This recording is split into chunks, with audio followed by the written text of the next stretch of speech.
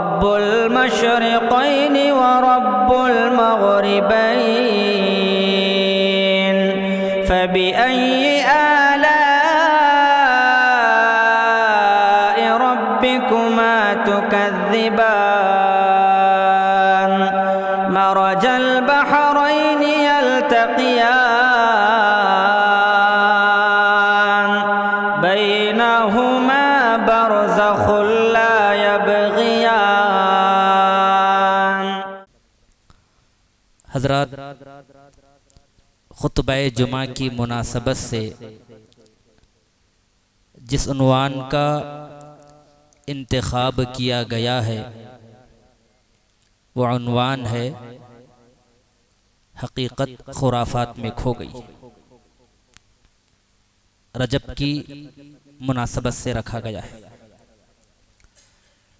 اقبال نے کہا تھا تمدن، تصوف، شریعت، کلام، تمدن، تصوف، شریعت، کلام، بتان عجم کے پجاری تمام، یہ امت روایات میں کھو گئی، حقیقت خرافات میں کھو گئی۔ حضرات، امت مسلمہ کا اکثر طبقہ قرآن و حدیث کی روح سے اگر مشاہدہ کیا جائے تو یہی بات سمجھ میں آتی ہے، امت کا اکثر طبقہ باطل رسم و رواج میں، بدعات، محدثات میں، خرافات اور واہیات میں مبتلا ہے۔ نبی صلی اللہ علیہ وسلم نے امت مسلمہ کو جس دین پر، جس راستے پر، جس طریقے پر چھوڑ کر اللہ کے نبی گئے تھے، امت نے اس راستے سے انحراف کیا ہوا ہے۔ امت مسلمہ اس راستے کو ترک کی ہوئی ہے۔ نبی علیہ السلام نے امت کی رشد و ہدایت کے لیے قرآن مجید اور احادیث مبارکہ کی رہنمائی امت کو کر کے گئی، لیکن امت مسلمہ قرآن کو بھی چھوڑ چکی ہے، سنتوں کو بھی چھوڑ چکی ہے، حدیثوں کو بھی چھوڑ چکی ہے، وہ اپنی من مانی باتوں پر عمل کرنا چاہتی ہے، بدعات و محدثات پر اپنی زندگی گزارنا چاہتی ہے۔ اللہ کے نبی صلی اللہ علیہ وسلم نے بدعات سے روکا ہے۔ آپ نے فرمایا کل محدثۃ بدعہ وکل بدعۃ ضلالہ وکل ضلالۃ فی النار۔ اے لوگو آگاہ رہو، ہر گھڑی ہوئی بات دین میں بدعت ہے، نئی ہے، ایجاد کردہ ہے۔ وکل بدعۃ ضلالہ، اور ہر بدعت انسان کو گمراہی کی طرف لے جانے والی ہے۔ وَكُلُّ ضَلَالَةٍ فِي النَّارِ، اور ہر گمراہی انسان کو جہنم کی طرف لے کر جانے والی ہے۔ اللہ کے نبی صلی اللہ علیہ وسلم نے امت کو اس امت میں بدعت آنے سے بہت ہی پہلے روک رکھا تھا۔ نبی علیہ السلام جانتے تھے میرے دنیا سے چلے جانے کے بعد امت میں نت نئے فتنے نمودار ہوں گے، میرے دنیا سے جانے کے بعد امت مسلمہ قرآن و حدیث کے راستے کو چھوڑ دے گی، میرے جانے کے بعد امت مسلمہ میں بہت زیادہ محدثات، خرافات، بدعات آئیں گے، در آئیں گے۔ یہی وجہ ہے اللہ کے نبی صلی اللہ علیہ وسلم نے ساری امت سے خطاب کر کے کہا اے لوگو بدعت سے بچنا، اے لوگو میرے راستے کو نہ چھوڑنا، اے لوگو میرے راستے کی پیروی کرنا، میرے سنتوں کو لازم پکڑے رکھنا۔ اگر ایسا کرو گے تو یقیناً تم ہدایت یافتہ ہو جاؤ گے، وگرنہ تم گمراہ ہو جاؤ گے۔ حضرات آج دیکھیں امت مسلمہ میں ہر اعتبار سے بدعتیں پائی جاتی ہیں، امت کا کوئی طبقہ بدعتوں سے خالی نہیں پایا جاتا، ہر جگہ بدعتیں ہیں، وہ طریقے ہیں، وہ راستے ہیں، وہ کام ہیں، وہ اعمال ہیں جن کو نبی صلی اللہ علیہ وسلم نے اپنی زندگی میں ہی نہیں کیا، اور نہ اللہ کے نبی صلی اللہ علیہ وسلم نے ان اعمال کو کرنے کا حکم امت مسلمہ کو دیا ہے۔ عید میلاد منانا یہ بدعت ہے، نبی علیہ الصلوۃ والسلام سے ثابت نہیں۔ کسی کی وفات پر قرآن خوانی کرنا یہ احادیث سے سنت رسول سے ثابت نہیں ہے۔ نت نئے نمازوں کا ایجاد کرنا یہ رسول اللہ صلی اللہ علیہ وسلم سے ثابت نہیں ہے۔ ایسے ہزاروں لاکھوں اعمال امت مسلمہ میں پائے جاتے ہیں جن کا حکم اللہ کے نبی علیہ الصلوۃ والسلام نے نہیں دیا۔ اب ہم جس مہینے سے گزر رہے ہیں وہ مہینہ رجب کا مہینہ ہے، وہ مہینہ رجب کا مہینہ ہے، اور افسوس کا مقام ہے امت مسلمہ کا اکثر طبقہ 90% سے زیادہ طبقہ امت کا ماہ رجب کی بدعات میں مبتلا ہو چکا ہے۔ اگر آپ قرآن و حدیث کی روح سے مطالعہ کریں گے تو پتہ چلتا ہے رجب کی سب سے زیادہ حرمت، رجب کی سب سے زیادہ فضیلت اگر مل سکتی ہے قرآن سے حدیث سے تو مہینہ رجب کا حرمت والا مہینہ ہے۔ رجب کا مہینہ حرمت والا مہینہ ہے۔ قرآن مجید میں اللہ نے فرمایا منہا اربعۃ حرم، اللہ رب العالمین نے سال میں 12 مہینے مقرر فرمائے اور ان میں 4 مہینے حرمت والے مہینے ہیں، اور پیارے نبی محمد رسول اللہ صلی اللہ علیہ وسلم نے فرمایا السنۃ 12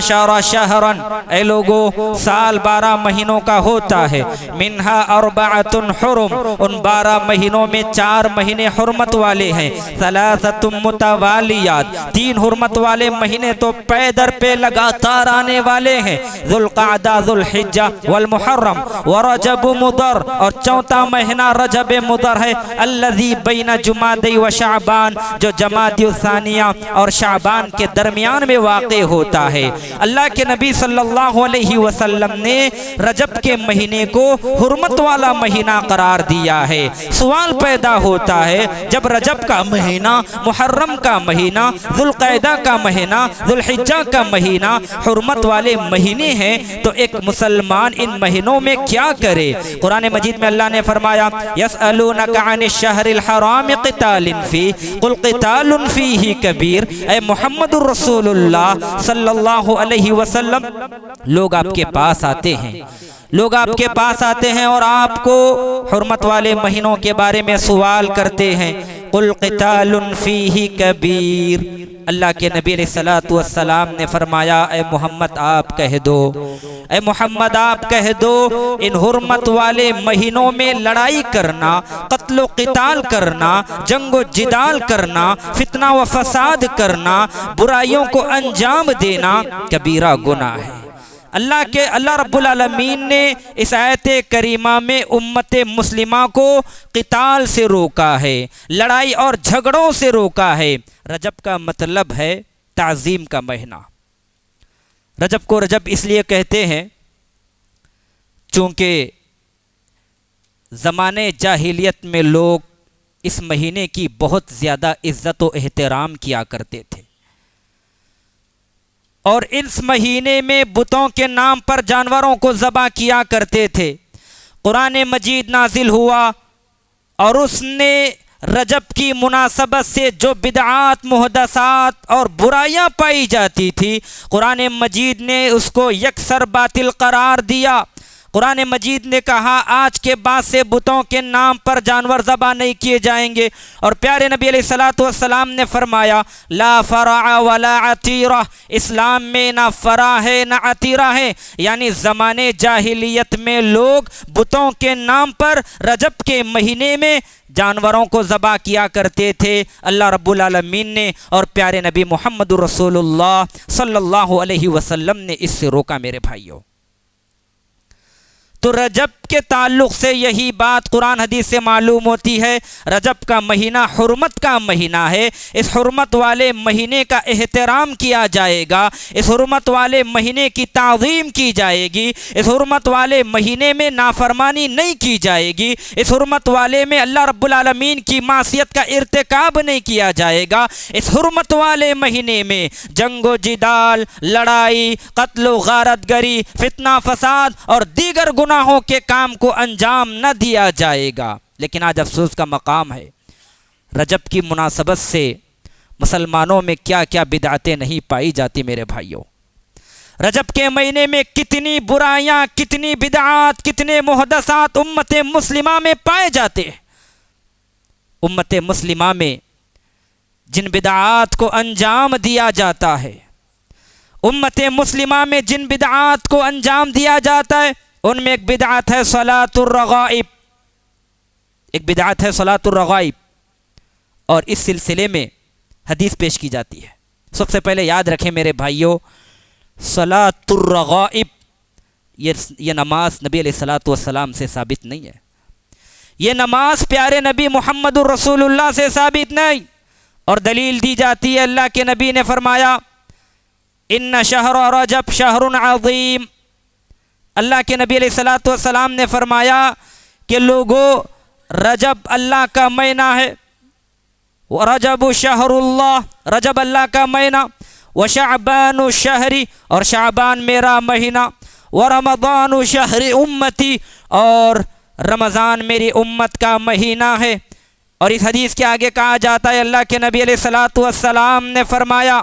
جو شخص رجب کی پہلی جمعرات کے دن کا روزہ رکھے اور جمعہ کے دن مغرب اور عشاء کے درمیان 12 رکعت 2 کر کے اس طرح ادا کرے، ہر رکعت میں سورۃ الفاتحہ کے بعد 3 مرتبہ سورۃ القدر انا انزلناہ فی لیلۃ القدر پڑھے، اور 12 مرتبہ قل هو اللہ احد کو پڑھے، پھر جب نماز سے فارغ ہو تو 70 مرتبہ پیارے نبی محمد الرسول اللہ صلی اللہ علیہ وسلم پر یہ درود پڑھے، اللہم صلی علی محمد النبی الامی وعلی آلہ، پھر سجدے میں چلا جائے اور 70 مرتبہ اس دعا کا اہتمام کرے، سبوح قدوس رب الملائکۃ والروح، اور پھر سجدے سے سر اٹھائے اور 70 مرتبہ اس دعا کا اہتمام کرے، رب اغفر لی،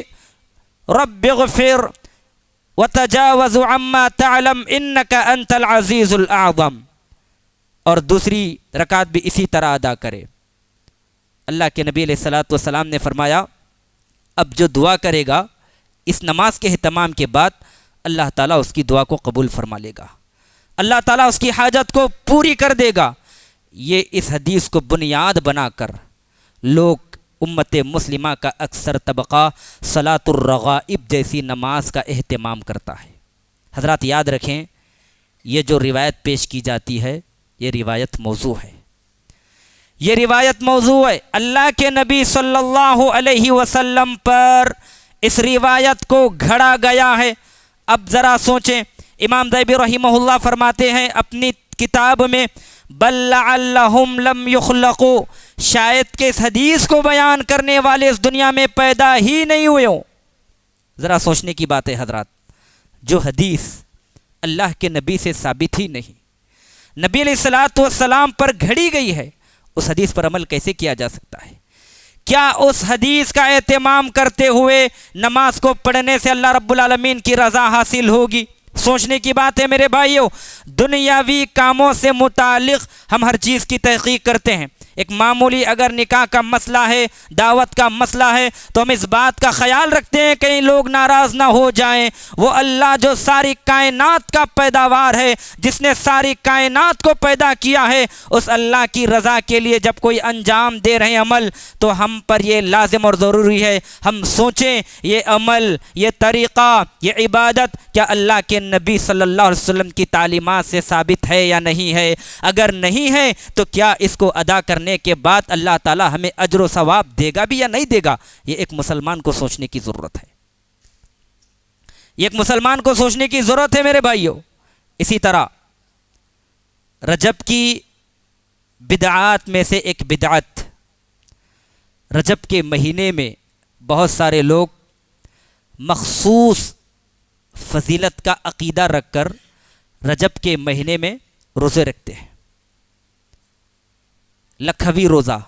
یعنی اگر کوئی رجب کا 1 دن کا روزہ رکھے تو اس کے لیے اللہ تعالیٰ 1,00,000 روزوں کا ثواب دے گا۔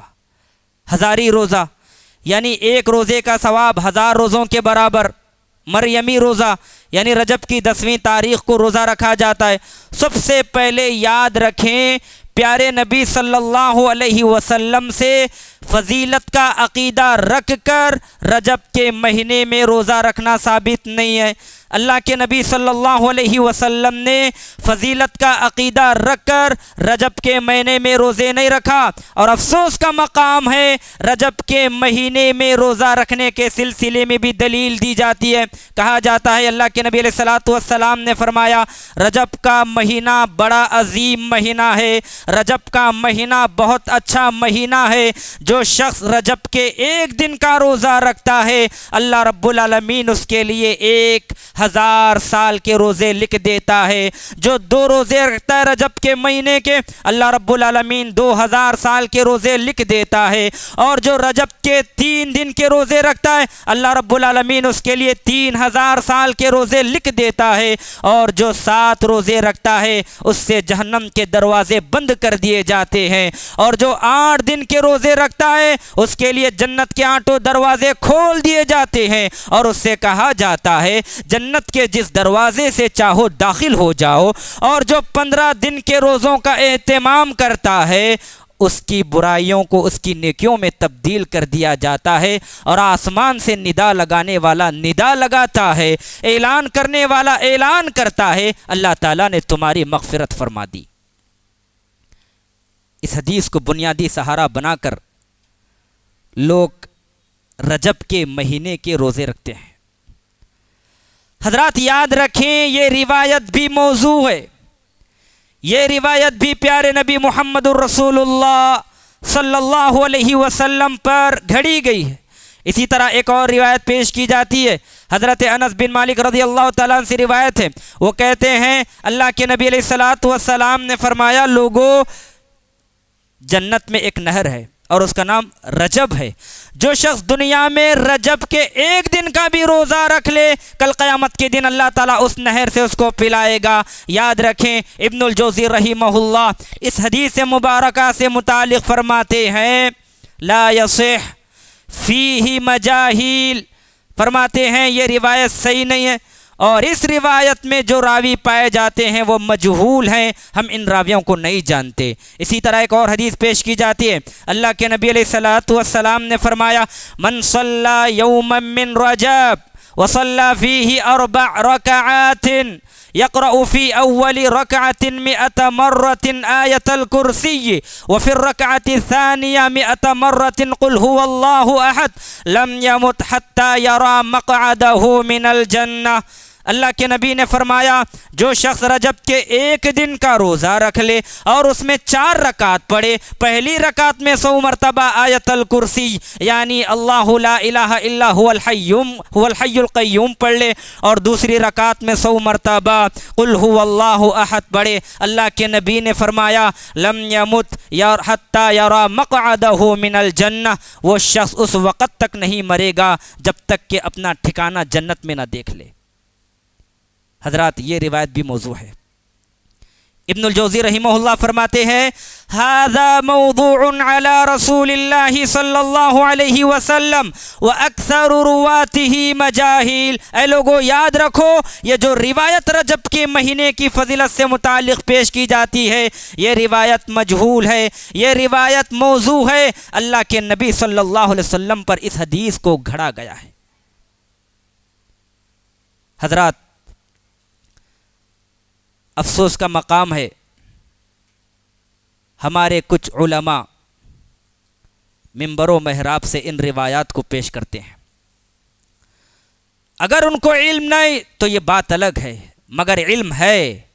پتہ ہے یہ موضوع روایت ہے، اور ان کو یہ پتہ بھی ہے خصوصیت کا عقیدہ رکھ کر، فضیلت کا عقیدہ رکھ کر رجب کے مہینے میں روزہ رکھنا یہ بدعت ہے، اللہ کے نبی سے ثابت نہیں، یہ جانتے ہوئے بھی جو یہ روایت کو پیش کرتا ہے یاد رکھنا وہ سب سے بڑے مجرم ہے، وہ مجرم ہے اس لیے کہ وہ پیارے نبی محمد الرسول اللہ صلی اللہ علیہ وسلم پر جو احادیث مبارکہ گھڑی گئی ہیں ان کو لوگوں میں رائج کر رہے ہیں، لوگوں میں پھیلا رہے ہیں، اور پیارے نبی علیہ الصلوۃ والسلام نے کیا فرمایا لا تکذبوا علی علیہ فإنہ من کذب علیہ فلیلج النار، اے لوگو مجھ پر جھوٹ نہ باندھو، جو مجھ پر جھوٹ باندھتا ہے اس کا ٹھکانہ جہنم۔ ایک اور حدیث میں اللہ کے نبی علیہ الصلوۃ والسلام نے فرمایا من کذب علی متعمدا فلیتبوأ مقعدہ من النار، جو مجھ پر جھوٹ باندھے، جو بات ایسی کہے جو میں نہ کہی، مجھ پر تہمت باندھے، وہ اپنا ٹھکانہ جہنم میں بنا لے۔ اللہ کے نبی علیہ الصلوۃ والسلام نے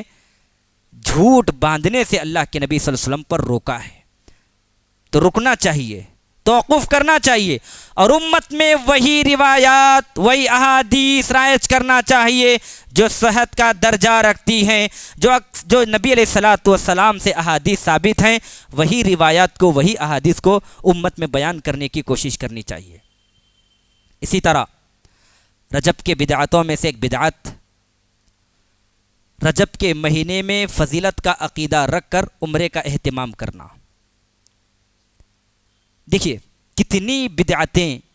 کتنے محدثات، کتنے خرافات امت میں پائے جاتے ہیں۔ یہ کیوں پائے جاتے ہیں پتہ نہیں، شاید کہ انہیں شریعت اسلامیہ کا علم نہیں ہوگا، نبی علیہ الصلوۃ والسلام کے تعلیمات سے متعلق بالکل ناشنا۔ یہ ہمارا فریضہ ہے، کم سے کم ضروری علم حاصل کرنے کی کوشش کریں میرے بھائیوں۔ ڈاکٹر بننا چاہتے ہیں بنیں، اس میں کوئی حرج کی بات نہیں ہے۔ انجینئر بننا چاہتے ہیں بنیں، کوئی حرج کی بات نہیں۔ آپ جو کچھ بننا چاہتے ہیں بن جائیں، لیکن قرآن و حدیث سے اللہ کی قسم دور ہونے کی کوشش نہ کریں۔ اگر آپ قرآن و حدیث سے دور ہو جائیں تو یاد رکھنا آپ کا ایمان متزلزل ہو جائے گا، آپ کے ایمان میں کمی واقع ہوگی۔ اگر آپ کو شریعت کا علم نہیں ہے تو آپ عبادت کو کیسے انجام دیں گے، آپ اعمال کو کیسے انجام دیں گے؟ آپ دنیا بھر سے متعلق تحقیق کر لیتے ہیں۔ اگر آپ کو ایک زمین کا ٹکڑا اس دنیا میں خریدنا ہے تو آپ زمین و آسمان کے قلابے مارتے ہیں، زمین و آسمان کی تحقیق کر لیتے ہیں۔ اگر آپ کو دنیاوی مفاد ہونا ہے تو آپ 1000 جگہ جا کر اس سے متعلق گفت و شنید کرتے ہیں، تحقیق کرتے ہیں، ریسرچ کرتے ہیں، مگر جب بات اسلام کی آتی ہے، تعلیم کی آتی ہے، اللہ کے نبی صلی اللہ علیہ وسلم کے بارے میں آتی ہے، عبادت کے باب میں آتی ہے، تو وہاں پر ہم تحقیق کرنے کی گنجائش پیدا نہیں کرتے۔ تحقیق کریں، پوچھیں علماء سے کیا یہ روایت صحیح ہے، کیا یہ اللہ کے نبی سے ثابت ہے؟ اگر اللہ کے نبی سے ثابت ہے تو آپ کر گزریے اس عمل کو، اور اگر اللہ کے نبی سے ثابت ہی نہیں ہے تو آپ اس عمل کو کیسے انجام دیں گے؟ شریعت کا علم نہ ہونے کی وجہ سے ہی آج امت مسلمہ میں بہت زیادہ بدعتیں پائی جاتی ہیں میرے بھائیوں۔ رجب کے مہینے میں بعض مسلمانوں کا عقیدہ یہ ہے اگر اس مہینے میں روزہ رکھیں گے تو یہ عمرہ کریں گے تو یہ فضیلت والا کام ہے۔ حالانکہ نبی علیہ الصلوۃ والسلام سے رجب کے مہینے میں عمرہ ثابت ہی نہیں ہے۔ اللہ کے نبی علیہ الصلوۃ والسلام نے رجب کے مہینے میں عمرہ نہیں کیا، اور نہ اللہ کے نبی صلی اللہ علیہ وسلم کی کوئی ایسی حدیث ہے کہ آپ نے کہا ہو کہ اے لوگو تم رجب کے مہینے میں عمرہ کرو، یہ حدیث بھی نہیں پائی جاتی۔ عروہ بن زبیر رضی اللہ تعالیٰ عنہ فرماتے ہیں میں اور عبداللہ بن عمر حضرت عائشہ رضی اللہ تعالیٰ عنہ کے حجرے کے پاس بیٹھے ہوئے تھے۔ میں نے پوچھا ابن عمر سے مجھے یہ بتائیے کہ اللہ کے نبی صلی اللہ علیہ وسلم نے رجب کے مہینے میں عمرے کا اہتمام کیا؟ ابن عمر نے کہا ہاں کیا، اللہ کے نبی علیہ الصلوۃ والسلام نے رجب کے مہینے میں عمرہ کیا۔ پھر اس کے بعد میں نے حضرت عائشہ سے پوچھا کہ کیا اللہ کے نبی نے رجب کے مہینے میں عمرہ کیا ہے؟ تو حضرت عائشہ نے کہا اللہ تعالیٰ ابن عمر کی مغفرت فرمائے، حالانکہ ابن عمر اللہ کے نبی علیہ الصلوۃ والسلام نے اپنی زندگی میں 4 عمرے کیے ہیں، اور 3 عمرے اللہ کے نبی علیہ الصلوۃ والسلام غالباً ذوالقعدہ کے مہینے میں کیے ہیں، اور 1 عمرہ اللہ کے نبی علیہ الصلوۃ والسلام نے حجۃ الوداع کے موقع پر قارن کے حساب سے کیا تھا۔ نبی علیہ الصلوۃ والسلام نے کبھی بھی رجب کے مہینے میں عمرہ نہیں کیا، اور جب اللہ کے نبی نے عمرہ کیا ہے ابن عمر بھی ساتھ تھے، مگر مجھے نہیں پتا ابن عمر یہ بات کیسے بھول گئے، اور یہ بات جب حضرت عائشہ کہہ رہی تھی ابن عمر بھی سن رہے تھے مگر آپ خاموش ہو گئے۔ تو کیا پتہ چلا؟ پتہ یہ چلا سب سے پہلے اللہ کے نبی علیہ الصلوۃ والسلام سے فضیلت کا عقیدہ رکھ کر رجب کے مہینے میں عمرہ کرنا ثابت نہیں، اور نہ خود اللہ کے نبی علیہ الصلوۃ والسلام نے رجب کے مہینے میں عمرہ کیا ہے۔ رجب کے مہینوں میں جو بدعتیں پائی جاتی ہیں ان میں ایک بدعت ہے اسراء اور معراج، یعنی 27ویں رجب کو 27ویں رجب کو مسجدوں میں قمقمے لگانا اور عبادتوں کا اہتمام کرنا۔ بعض لوگوں کا یہ خیال ہے اسراء اور معراج کا جو واقعہ پیش آیا، یعنی اللہ کے نبی علیہ الصلوۃ والسلام کو اللہ تعالیٰ نے سیر کرائی مکہ سے لے کر مسجد اقصیٰ تک، اور مسجد اقصیٰ سے لے کر اللہ تعالیٰ نے آسمانوں کی طرف اللہ کے نبی کو بلایا، اس کو کہا جاتا ہے اسراء اور معراج۔ بعض لوگوں کا یہ عقیدہ ہے اسراء اور معراج کا جو واقعہ پیش آیا یہ رجب کی 27ویں تاریخ کو پیش آیا، اس لیے وہ رجب کی 27ویں تاریخ کی رات کو نمازوں کا اہتمام کرتے ہیں، محافل سجاتے ہیں، مجلسیں منعقد کرتے ہیں، خود ساختہ عبادتوں کو انجام دیتے ہیں، مسجد کو روشن اور منور کرتے ہیں، قمقمے لگاتے ہیں، نعت خوانی ہوتی ہے اور طرح طرح کی بدعتوں کو انجام دیا جاتا ہے۔ حضرات سب سے پہلے یاد رکھیں اسراء اور معراج کی تعیین کے سلسلے میں، تاریخ کے سلسلے میں علماء کے درمیان اختلاف پایا جاتا ہے۔ ابن حجر عسقلانی رحمہ اللہ نے اسراء اور معراج کی تاریخ تقریباً 10 اقوال نقل کیے۔ ایک قول یہ ہے کہ اسراء اور معراج کا جو واقعہ پیش آیا وہ ہجرت سے 1 سال پہلے پیش آیا۔ ایک قول یہ ہے کہ ہجرت سے 6 مہینے پہلے پیش آیا۔ ایک قول یہ ہے کہ ہجرت سے 8 مہینے پہلے پیش آیا۔ ایک قول یہ ہے کہ اسراء اور معراج کا واقعہ ہجرت سے 11 مہینے پہلے پیش آیا۔ تمام تر اقوال کو پیش نظر رکھ کر دلائل کی بنیاد پر اگر دیکھا جائے تو یہی بات راجح معلوم ہوتی ہے، اسراء اور معراج کا واقعہ ہجرت سے 1 سال پہلے ربیع الاول کے مہینے میں آیا ہے۔ رجب کے مہینے میں اسراء اور معراج کا واقعہ پیش نہیں آیا۔ کہاں گم ہے ہماری قوم؟ ہماری ملت کو کیا ہوا ہے؟ ہماری امت کو ہوا کیا ہے جو واقعہ رجب کے مہینے میں نہ ہو کر ربیع الاول کے مہینے میں ہجرت سے 1 سال پہلے پیش آیا؟ امت مسلمہ کی بربادی کا اور کم علمی ناخواندگی کا یہ عالم ہے۔ امت کا اکثر طبقہ رجب کی 27ویں تاریخ کو ہی مسجدوں میں قمقمے لگاتا ہے اور خود ساختہ عبادتوں کو انجام دیتا ہے۔ سب سے پہلے یہ یاد رکھیں ولو بالفرض اگر یہ ثابت بھی ہو جائے اسراء اور معراج کا واقعہ 27ویں رجب ہی کو آیا تھا تو یہ بات کہاں تک ثابت ہو سکتی ہے؟ اس مہینے کی 27ویں تاریخ کو بدعتوں کو انجام دیا جائے، نمازوں کا اہتمام کیا جائے، نعت خوانی کی جائے، طرح طرح کی بدعتوں کو انجام دیا جائے، یہ کہاں ثابت ہو سکتا ہے؟ جبکہ اللہ کے نبی علیہ الصلوۃ والسلام سے یہ چیزیں ثابت نہیں۔ اسراء اور معراج کا واقعہ ہونے کے بعد اللہ کے نبی علیہ الصلوۃ والسلام تقریباً 11-12 سال زندہ رہے۔ 27 رجب اللہ کے نبی علیہ الصلوۃ والسلام کی زندگی میں کئی مرتبہ آیا، مگر آپ علیہ الصلوۃ والسلام نے اسراء اور معراج کو خوشی منا کر آپ علیہ الصلوۃ والسلام نے اس رات نمازوں کا اہتمام نہیں کیا۔ اللہ کے نبی نے اس کا اگلے دن کا روزہ بھی نہیں رکھا، آپ نے نعت خوانی نہیں کی، نہ صحابہ نے کیا، نہ اللہ کے نبی علیہ الصلوۃ والسلام نے اس رات نمازوں کا اہتمام کیا۔ حضرات ذرا سوچنے کی بات ہے، کیا یہ ہمارے لیے جرأت اور جسارت کی بات نہیں؟ جو بات، جو قول، جو عمل، جو افعال، جو اعمال اللہ کے نبی سے ثابت نہیں، اس کو ہم کیسے کر سکتے ہیں؟ یہ سوچنے کی بات ہے۔ دنیا کے معاملے میں اگر ہماری تھنکنگ تھوڑی سی مخالفت ہو جائے تو ہم اس کی مخالفت کرنے کے لیے تیار، مگر جو چیز اللہ کے نبی سے ثابت نہیں اور ہم کو اس چیز کا پتہ بھی علم بھی ہے مگر پھر بھی اس عمل کو کر گزرنا، حقیقت میں ہم اللہ کے رسول صلی اللہ علیہ وسلم پر یہ الزام لگا رہے ہیں۔ اللہ کے نبی علیہ الصلوۃ والسلام نے دین کی تعلیمات کو مکمل طور پر ہم تک نہیں پہنچایا، جبکہ اللہ کے نبی علیہ الصلوۃ والسلام اس تہمت سے پاک ہیں۔ اللہ تعالیٰ نے جس طرح شریعت اللہ کے نبی کو پہنچائی، جو علم اللہ تعالیٰ نے اللہ کے نبی کو دیا، وہ پورا علم اللہ کے نبی علیہ الصلوۃ والسلام نے انصاف کے ساتھ، عدل کے ساتھ امت مسلمہ کو پہنچایا ہے، امت مسلمہ کو پہنچایا ہے۔ اور امت کی بربادی یہ ہے، امت پر افسوس یہ ہے، نبی علیہ الصلوۃ والسلام نے جو تعلیمات ہمیں دکھلائی تھی، نبی علیہ الصلوۃ والسلام نے جو سنتیں ہمیں بتلائی تھی، نبی علیہ الصلوۃ والسلام نے جو نمازیں ہمیں بتلائی تھی، ہم اللہ کے نبی علیہ الصلوۃ والسلام کی سنت کو پس پشت ڈال کر، اللہ کے نبی علیہ الصلوۃ والسلام کی سنتوں سے راہ فرار اختیار کر کے بدعتوں کو انجام دینا، یہ ہمارا منشا وتیرہ بن چکا ہے میرے بھائیوں۔ تو بچنے کی کوشش کرنی چاہیے اس سے بھی۔ رجب کی بدعتوں میں سے ایک بدعت رجب کے مہینے میں کونڈوں کا اہتمام کرنا۔ 22 رجب کو آپ دیکھیں جن کے گھروں میں کبھی قرآن مجید کی تلاوت نہیں ہوتی، جن کے گھر اسلامی تہذیب سے عار،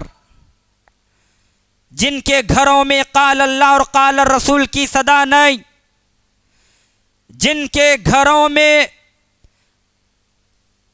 پیارے نبی محمد الرسول اللہ صلی اللہ علیہ وسلم کی سنتیں زندہ نہیں، ان کے گھروں میں آپ مشاہدہ کریں گے 22 رجب کو، رجب کی جیسے ہی 22ویں تاریخ آ جائے کونڈوں کا بڑے ہی تجھ کو احتشام کے ساتھ اہتمام کیا جاتا ہے۔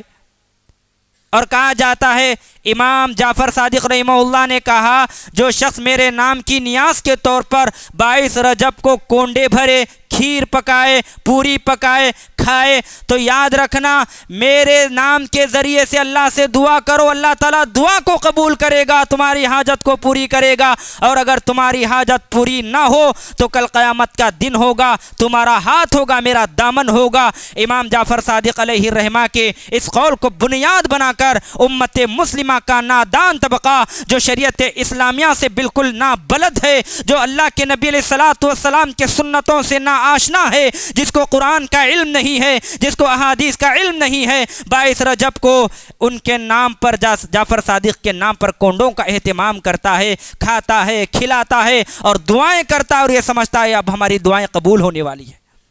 حضرات سب سے پہلے یاد رکھیں، یہ قول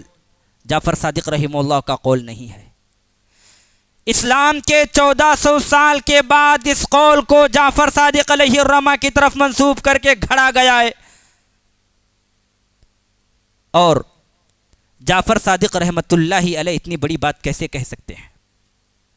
اللہ تعالیٰ نے تو قرآن مجید میں فرمایا، حرمت علیکم المیتہ والدم ولحم الخنزیر وما اہل لغیر اللہ بہ۔ نظر و نیاز کرنا یہ عبادت ہے، اور یہ عبادت صرف اللہ رب العالمین کے لیے کی جانی چاہیے، اور اگر اس عبادت کو کسی غیر اللہ کے نام پر دیا جا رہا ہے تو یاد رکھنا یہ شرک اکبر ہے، یہ شرک ہے۔ قرآن مجید میں اللہ نے فرمایا، حرمت علیکم المیتہ، اے لوگو مردار تم پر حرام، خنزیر کا گوشت تم پر حرام، خون تم پر حرام، اور ہر وہ چیز تم پر حرام جس پر غیر اللہ کا نام لیا گیا ہے۔ مجھے بتاؤ کیا جعفر صادق رحمۃ اللہ علیہ الہ ہیں؟ نہیں، وہ غیر اللہ ہے، وہ اللہ نہیں ہو سکتے۔ ان کے نام کی نظر و نیاز کیسے کی جا سکتی ہے؟ ان کے نام کے کونڈے کیسے بھرے جا سکتے ہیں؟ ان کے نام پر کھیر اور پوری کیسے کھلائی جا سکتی ہے؟ اگر آپ تاریخ کا مطالعہ کریں گے تو آپ کو پتہ چلے گا، در حقیقت شیعہ حضرات کو امیر معاویہ رضی اللہ تعالی عنہ سے بہت زیادہ بغض و عناد ہے، دشمنی ہے، اور بالاتفاق تاریخ سے یہ بات ثابت ہے۔ امیر معاویہ رضی اللہ تعالی عنہ کا انتقال، امیر معاویہ رضی اللہ تعالی عنہ کا انتقال 22 رجب کو ہوا۔ شیعہ کو معلوم تھا ہم علل اعلان خوشی نہیں منا سکتے، ہم علل اعلان خوشی نہیں منا سکتے، چنانچہ اس دن انہوں نے اپنے گھروں میں کھیر پوری کنڈے بھر کر کھانا اور لوگوں کو کھلانا شروع کیا۔ اس طرح یہ رسم، یہ رواج رفتہ رفتہ امت مسلمہ کے طبقے میں داخل ہو گئی۔ اب امت مسلمہ بغیر سوچے سمجھے اس رسم کو انجام دیتی ہے۔ در حقیقت اس کے پیچھے شیعہ حضرات کی منشا یہ ہے، اس مہینے کی 22ویں تاریخ کو امیر معاویہ کا انتقال ہوا تھا، وہ خوش ہونا چاہتے ہیں، خوشی منانا چاہتے ہیں، یہی وجہ ہے 22 رجب کو شیعہ حضرات مٹھائی وغیرہ کھلا کر خوشی کا اہتمام کرتے ہیں۔ تو رجب کے کونڈے جو آج ہمارے مسلمانوں میں پائے جاتے ہیں، یہ بدعت پائی جاتی ہے، اگر ہم اپنے گھروں میں کرتے ہیں تو آج سے یہ عزم کر لیں، یہ طے کر لیں، اس بدعت کو، اس رسم کو ہم ہمارے گھروں سے ختم کر دیں گے، جڑ سے اکھاڑ کر پھینکیں گے۔ اگر ہمارے اپنے رشتہ دار میں کوئی اس بدعت کو انجام دیتا ہے تو اس کو روکیں، کہیں در حقیقت یہ شیعہ حضرات کی ایک مکاری سازش ہے، اور غیر اللہ کے نام پر نظر و نیاز کرنا یہ شرک اکبر ہے، اس لیے کہ نظر و نیاز یہ اللہ کی عبادت ہے، اور عبادت صرف اور صرف اللہ ہی کی ہونی چاہیے۔ حضرات یہ بدعتیں آج ہمارے درمیان پائے جاتے ہیں۔ صلاۃ الرغائب، ہو سکتا ہے جن کو علم نہ ہو انہوں نے اس نماز کا اہتمام کیا ہوگا، روزوں کا اہتمام فضیلت کا عقیدہ رکھ کر، شاید کہ ہمیں 1,00,000 روزوں کا ثواب ملے گا، 1,000 روزوں کا ثواب ملے گا، 10,000 روزوں کا ثواب ملے گا، یہ عقیدہ رکھ کر روزہ رکھنا بھی اللہ کے نبی سے ثابت نہیں، اور نہ خود اللہ کے نبی نے یہ عقیدہ رکھ کر مخصوص فضیلت کا روزہ رکھا، اللہ کے نبی نے نہیں رکھا۔ اور اسی طریقے سے عمرے کا اہتمام کرنا رجب کے مہینے میں، یہ سمجھنا کہ رجب کے مہینے میں عمرہ کرنا یہ فضیلت کا کام ہے، اللہ کے نبی علیہ الصلوۃ والسلام سے یہ بھی ثابت نہیں۔ اور اسی طرح رجب کے کونڈے وغیرہ کا اہتمام کرنا، اس کا بھی اسلام سے کوئی تعلق نہیں ہے۔ یاد رکھیں، بدعتیوں سے اور بدعت سے بچنے کی کوشش کریں، اس لیے کہ ایک انسان جب بدعت کو انجام دیتا ہے تو وہ سوچتا ہے اس بدعت کو کرنے سے مجھے ثواب ملے گا۔ یہی وجہ ہے علماء سلف کہا کرتے تھے ایک بدعتی میں اور گنہگار میں زیادہ توبہ کی توفیق اگر کسی کو نصیب ہوگی تو گنہگار کو ہوگی، اس لیے کہ گنہگار جب گناہ کرتا ہے تو اس کو پتہ ہے یہ گناہ ہے، اور کسی نہ کسی دن وہ اللہ سے ڈر کر توبہ کر لیتا ہے اور اللہ تعالیٰ اس کو توبہ کی توفیق بھی دے دیتا ہے۔ مگر ایک بدعتی کو اللہ توبہ کی توفیق نہیں دیتا، اس لیے کہ جب وہ بدعت کو انجام دیتا ہے وہ اسلام میں کرتا ہے جس کو اللہ کے نبی نے نہیں کیا، جس کو اللہ کے نبی نے نہ کہا، اس کام کو انجام دے کر وہ سوچتا ہے اس کام کے پیچھے مجھے ثواب ملنے والا ہے، مجھے اجر ملنے والا ہے،